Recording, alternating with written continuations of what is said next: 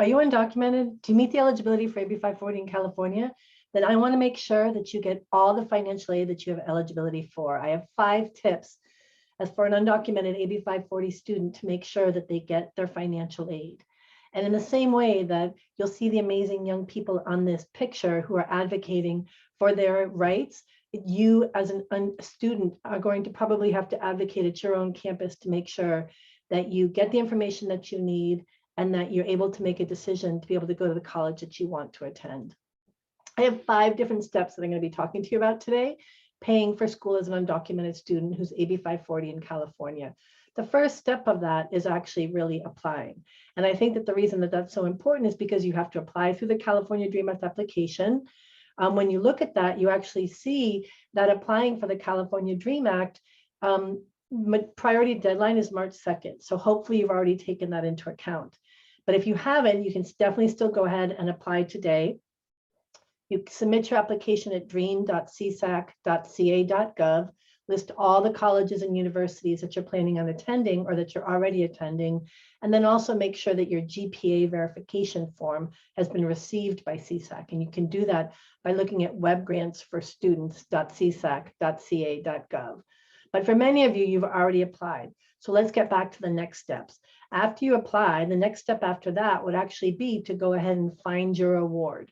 We want to make sure that you know what financial aid you actually got. So you filled out your application, you filled up the extra steps from there. So how do you actually find your award? The next step after that is doing the math. So you want to do the math to know if you have enough money to pay for the costs of school. There's a cost of tuition, and there's books, personal expenses, and other pieces. So I'll tell you the steps about how we go about doing the math. After that, you're going to have to verify your AB 540 status in a couple of more steps. This is really important because in California, the California Dream Act application does require that you meet eligibility for AB 540. So we'll be talking about that, getting things in order. Then the last part is actually receiving your financial aid award and making sure that after your tuition gets paid, you know what the next step is. So let's jump right into the second step, finding your award. So when you're finding your award, you apply to the California Dream application. I encourage you for your very next step to go to Web Grants for Students. You can get that by going to mygrantinfo.csac.ca.gov. It looks like this over on the side. You log in or create your own account, and then you can check to make sure whether you've actually been awarded the Cal Grant, middle class scholarship, and make sure that it gets sent to the proper school. After you've checked out Web Grants for Students, then you should check out your student portal. Your student portal is where you can actually view the financial aid award, see if you have anything on your to-do list, right, where those arrows are for your holds. And if you're newly admitted, complete any requirements that you need to do as a newly admitted student. After that, you can definitely check for your emails from CSAC and from the schools that you applied. So you want to make sure that the email that you use to apply to the DREAM Act and to your schools is something that you check regularly. Because if they're sending you information and you're like, well, what's happening? I want to have my award. They might be actually sending you an email telling you what they need. After that, the next steps would be, if you're like, hey, I went to CSAC, I went to the student portal, I listed my schools, but it's not there. I'd encourage that you go back to your California Dream Act confirmation page, because maybe there was an error there. Maybe it's missing your parent's signature. Maybe you didn't properly list the school. All of that can be confirmed on the Dream Act confirmation page. And then also be thinking about contacting the college or university to see if they can help you navigate, both to check the status and to see what other kinds of paperwork you might need to submit to clear any holds that they have for you. So that's step 2. Step 3, do the math. There's a couple of different pieces in this step, but I want to try to go a little bit slow to try to take the pieces in. So this is actually estimated tuition and fees per year for this academic year 2021. It's for undergraduate full-time. So I looked at full-time would be 12 units at a semester school. So 2 semesters, 1 year, or the equivalent of like 3 quarters if you go to a quarter school. When you look at that green line in the middle, that's resident tuition fees. And those fees vary, as you can see, from school to school. There's 115 community colleges, 23 CSUs, and 10 UCs. 9 of them which are undergraduate. And so what I did is I went to all the USCs, all of the CSUs, and a large number of the CCCs to look at what their fees are, because they vary, because there's a state fee for every school. They call it state tuition. And then there is local fees. So each school has a difference. And that's why you'll see the range. Community colleges starting out at $1,100 up to $1,300. The CSU starting at a 64, going up to 8,000. And then 13,000 up to 14,000 for the UCs. This is important to remember that this is just resident tuition, and resident tuition is what you pay if you meet the eligibility for AB 540. If you don't meet the eligibility for AB 540, and we'll be talking about what those pieces are later, then you'll actually have to add that other line on there of non-resident fees. So that really bumps up that price pretty significantly. So we want to make sure that if you don't meet the eligibility for AB 540, you have a pathway towards trying to be able to meet that in the future so that you can pay resident fees. Also super important to remember that resident fees is the combination, like I was saying, state tuition, which is the same for every school, and local fees, which changes at each school. And the reason I want to call your attention out to that is that if you see that amount that's due for the community colleges, the vast majority of those fees are the CCC state tuition. At the community, the CSUs, the majority of that again is the state university. Those are the state fees, state tuition. And at the UCs, 1,200 of the 1,300, 12,000 of the $13,000 is actually covered, is state tuition. And the reason that that's so important, in the next slide, you'll see that all of these raise resident tuition. So if you're looking at the Cal grants, if there's 3 kinds of different institutional grants. At the CCC, it's called the California Promise Grant. At the CSU, it's called the State University Grant. And at the UC, it's called the Blue and Gold. All of those raise those resident tuitions, which I just showed you in the last slide, are the vast majority of what your tuition would be. The same is true for the Cal Grant B, for the Cal Grant A at the CSUs and the UCs, and you can even get the majority of your tuition paid with a Cal Grant C.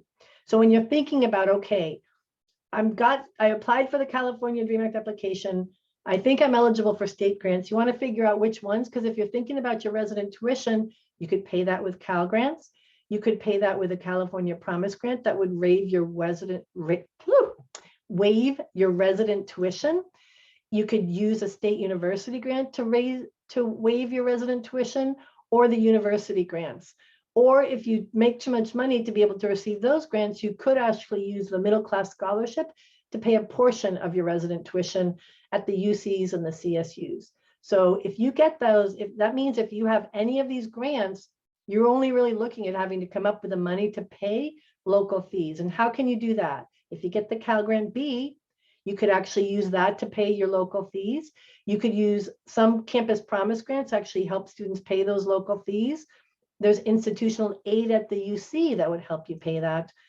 And so those are all things to consider. But if you're considering about that and the math, there's also other options. So let's say you didn't get some of those different kinds of grants, you could definitely still be thinking about, is there EOP aid? Is there other institutional aid?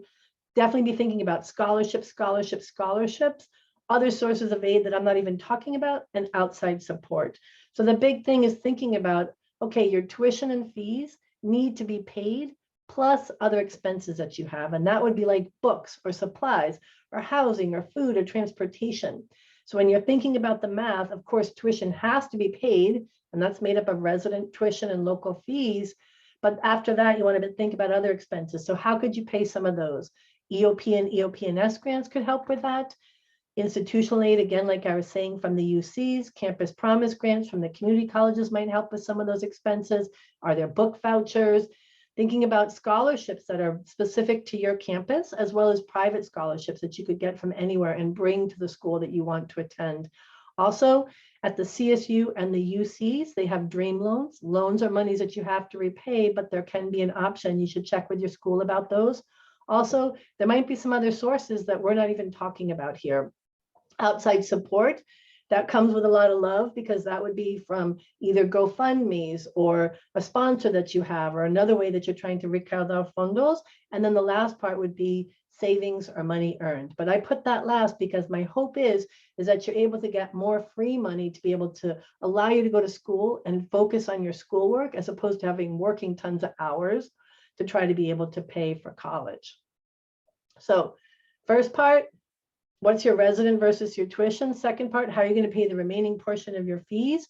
And adding that all together with like, what are the actual costs that you need to pay? After you figure out the math, the next portion after that is actually confirming your AB 540 or SB 68 status, ensuring you meet the eligibility. And again, the reason I'm bringing this up right now is because you have to have the school verify your eligibility in order to actually get that financial aid out the door and into your pocket. So attendance requirements, just quickly, you probably already know these, but 3 years of attendance at a California either high school, adult school, or community college, and those could either be credit or non-credit classes. So there's options. It's just 3 years of full-time attendance. If you actually hurried up and graduated high school early and you didn't have 3 years of high school, you could then pull in from your elementary school or your middle school to get the 3 years of attendance that you need. You're also going to be required to have degree requirements. So degree requirements is you either have to have graduated from a California high school, got your GED or another high school diploma equivalency. You need to have your associate's degree from a California community college or be able to meet the minimum transfer requirements from a community college into a UC or a CSU. So those are the two main buckets that you need to fill for meeting eligibility for AB 540. You don't need to do that before you, when you're applying, but you need to have that all completed before you actually enter into the semester by the deadline that they have. We have a quick guide around SB 68 if you'd like more details and information about that. And you can download all of our Immigrants Rising resources at immigrantsrising.org/resources.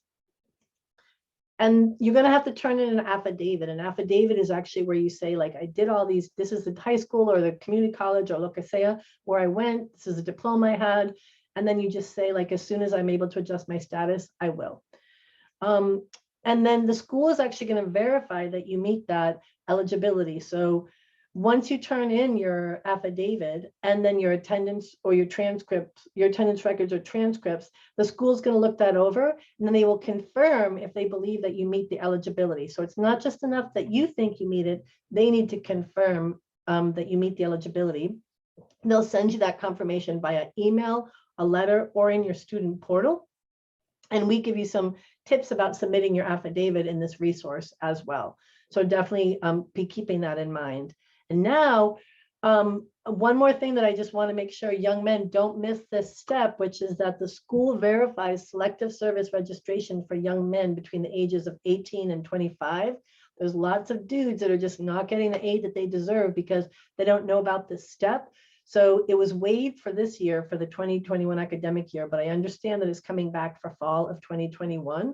So this postcard is something that you can mail in. It asks for a social security number, but it's not required. You cannot go online and register even if you have DACA and a social security number from another way. So just use this postcard. You can get that at sss.gov/register/immigrants. Fill it out, mail it in. And then they're going to send you a card back. That's your registration card. You're going to need to put a copy of that, send it to the school with your student ID on it. If you're over the age of 26, you still need to go to sss.gov and get what they call a status letter. And you can get more information about that at sss.gov, and that you would also submit to the school, because until you actually submit this paperwork, the AB 540 plus your selective service, if you're a young man between the ages of 18 and 25 or even older, they're not going to let your financial aid release. So that's why it's important that you put these steps in order. And then here we are now to the fifth step where you actually get your financial aid money in your pocket, I hope, right?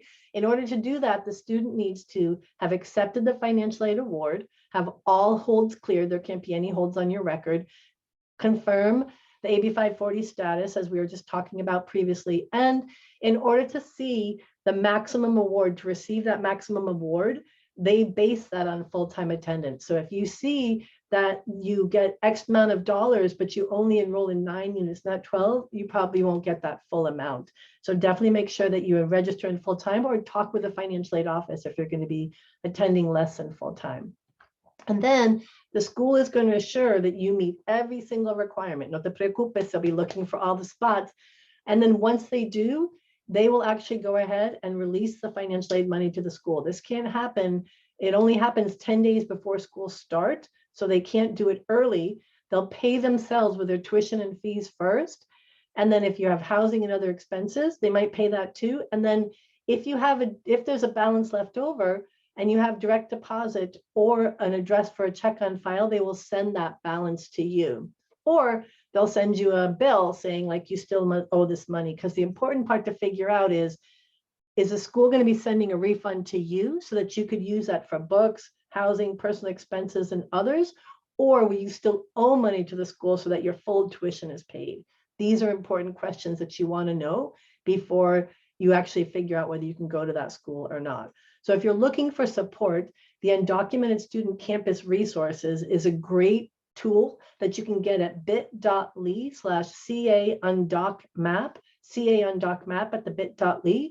And then you can just put in your address or put in the name of the school, and they'll tell you who is the contact at that school that supports undocumented students. So you can get information and get the inside skinny that way. So definitely check them out. And in this way, before you ever arrive at the school, you know who's the hookup and how can you get some good information if there's a student club, if there's a student resource center. So that can be super helpful. Also, if you're like, dude, I am lost in this financial aid maze, I don't know where to go, we have so many resources that'll help you, starting with this California DREAM Act map. And this map talks about every single step you need to do from beginning to end to where you apply to get that money in your pocket. And so if you're worried about some different pieces of it, you can go to immigrantsrising.org/resources, and we'll help you with the information that you need.